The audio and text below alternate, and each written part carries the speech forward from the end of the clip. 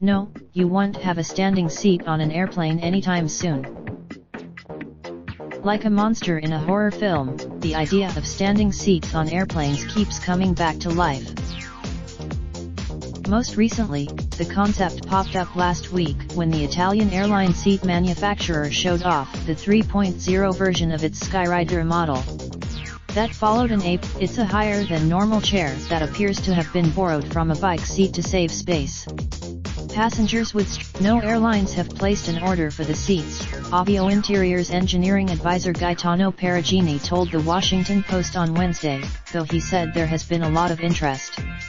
He pointed out that the design is just the latest idea to capture the attention of a flying public fatigued by the impersonal, profit-driven nature of air travel today and primed by history to expect even worse experiences ahead.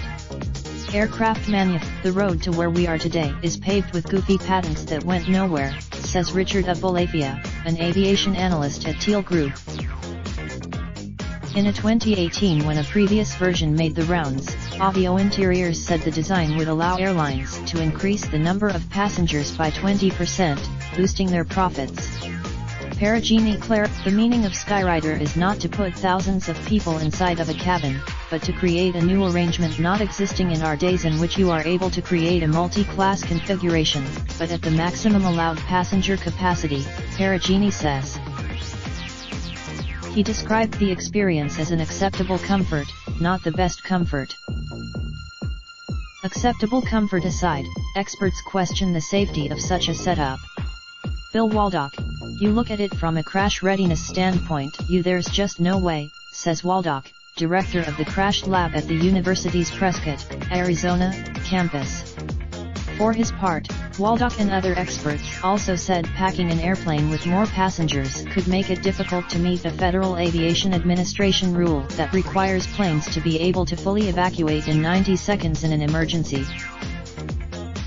Aviation authorities declined to weigh in on the seat model directly but stressed that all seats on planes must meet high standards.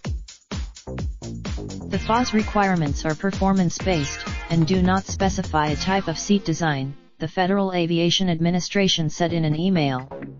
However, under an FAA passed last year, the agency is supposed to set a minimum standard on seat width and pitch, but those regulations are not out yet. A spokesman for the International Civil Aviation Organization said he could not speculate on the compliance of a commercial product such as the Skyrider, but he pointed to a provision that said all passengers should be secured by seat belts or harnesses at takeoff and landing. As travel expert George Hobica, who founded put it, you'd have to be strapped in like Buzz Aldrin.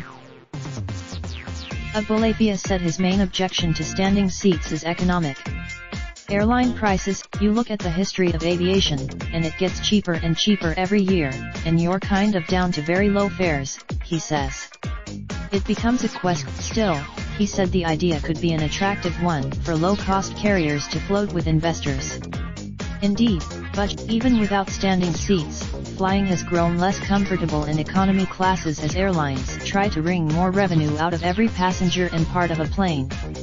Bathrooms to fit. Given that trend, Hobica believes airlines would love to introduce a standing room option if they thought travelers would accept them. He said I predict that we'll see one airline, if only as a gimmick, install some of these someday, Hobica says. Not this year. Raindrop, drop top, smoking, no cooking the hot pot. Fucking on your bitch, yeah, that. Looking up, open the park pot.